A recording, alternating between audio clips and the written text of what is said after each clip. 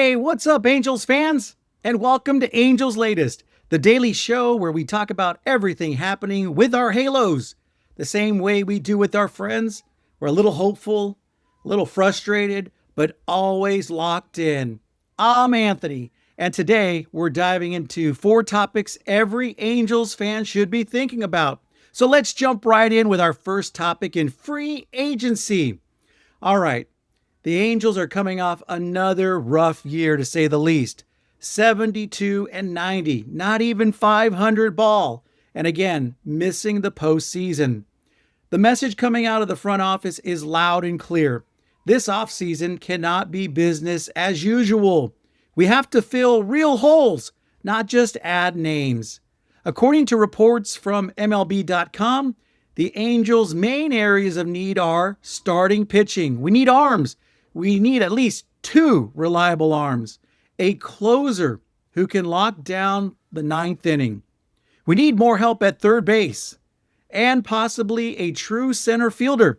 Someone who can cover the ground and be a long-term piece.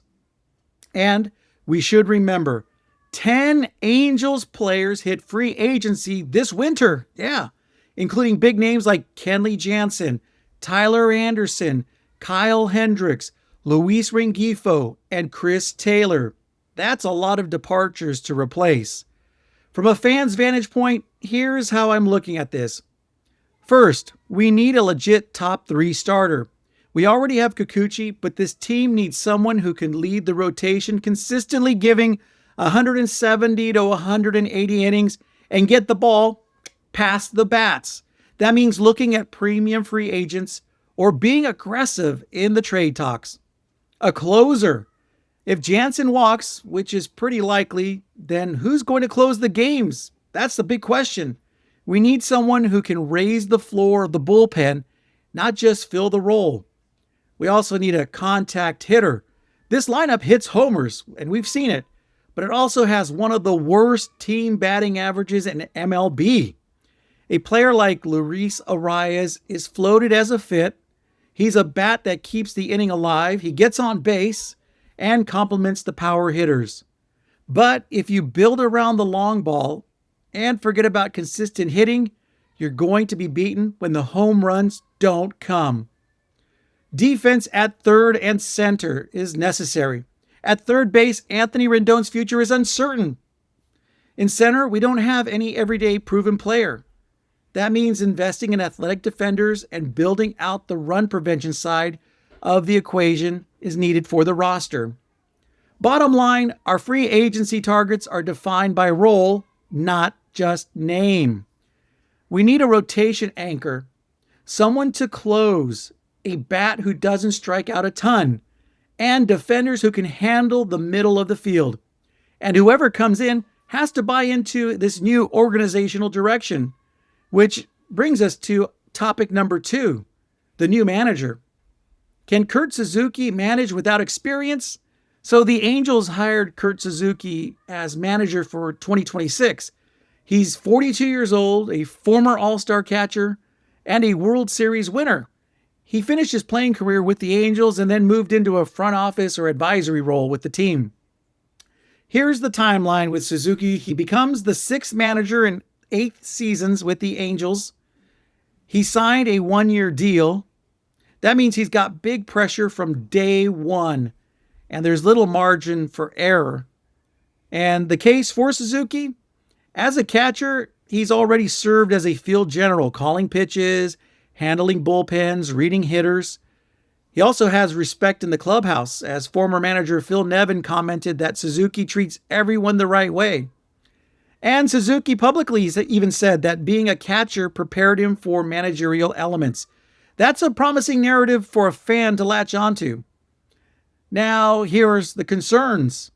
0 prior coaching or managing experience at any level. That means learning on the job in a high-stake environment.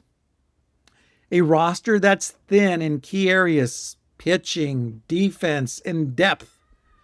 Only 1 guaranteed year. If it doesn't click, the organization could cut and move on quickly. So what do I want to see under Suzuki? I want to see identity. Are the Angels going to be known for a specific style?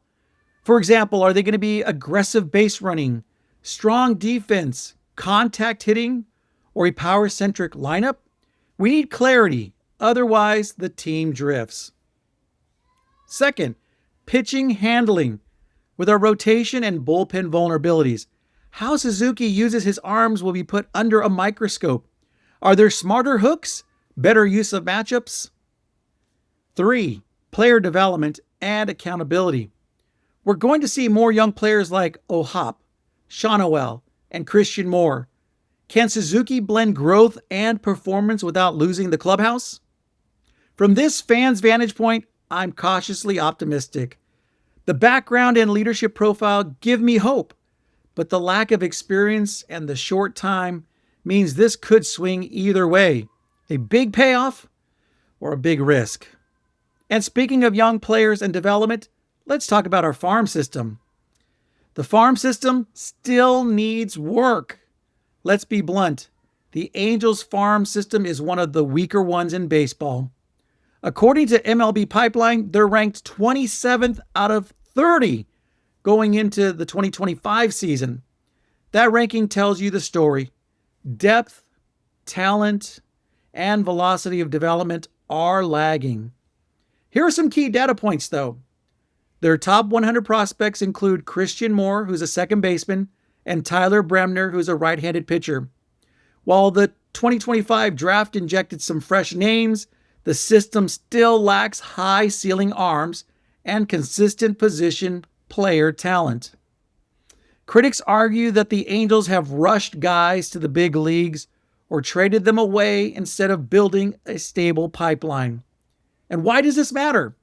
Well, you can spend big in free agency, but sustained success in modern MLB requires waves of homegrown talent.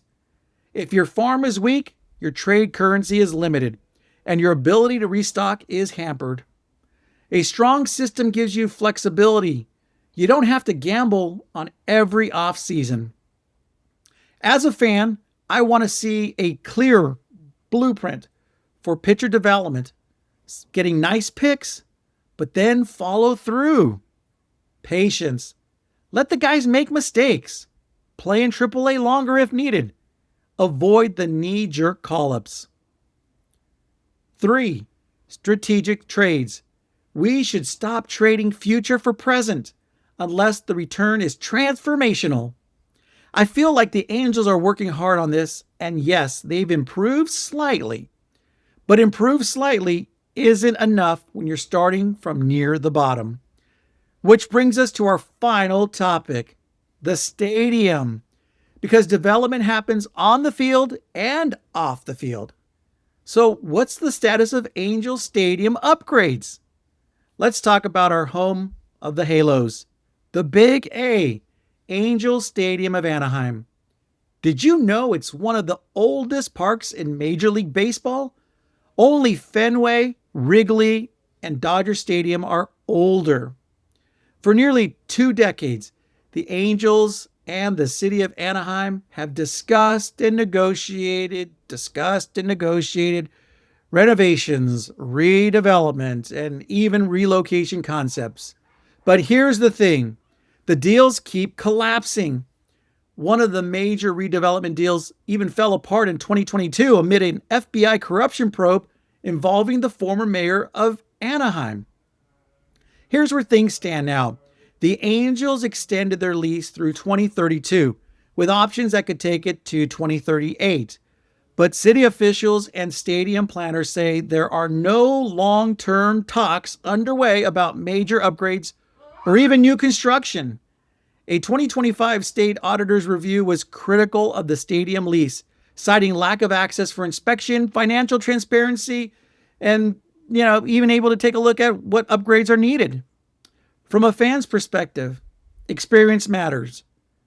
Modern ballparks featuring upgraded concourses, food and beverage offerings, entertainment districts, and fan-centric amenities are needed. Angel Stadium just doesn't match what you see in new or recently refurbished parks. The perception for players and free agents is when you bring in someone, the stadium facilities are part of the pitch. If we're behind the curve, it matters. Long-term identity. Is this organization committed to staying and reinvesting in Anaheim? Or are we perpetually in the planning mode? The lease extensions buys times, but it doesn't resolve the question. In plain terms, what's the status of the upgrades? The answer? Still a long ways away. Well, that wraps up our first show for the day. All right, quick recap before we sign off. Free agency. We must fill the roles, the rotation, closer, better defense, and a bat who can get on base. Kurt Suzuki.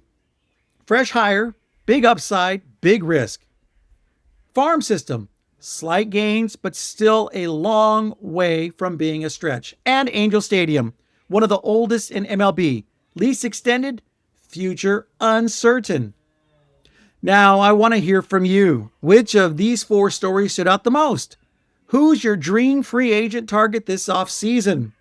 Do you believe Suzuki has what it takes? And if you could change one thing about Angel Stadium tomorrow, what would it be? So drop your thoughts in the comments below. I'll be reading. And if you enjoyed this breakdown, hit the like button, subscribe, and turn on notifications so you don't miss tomorrow's Angels latest. Once again, I'm Anthony. Thanks for hanging out with me. And as always, go Halos!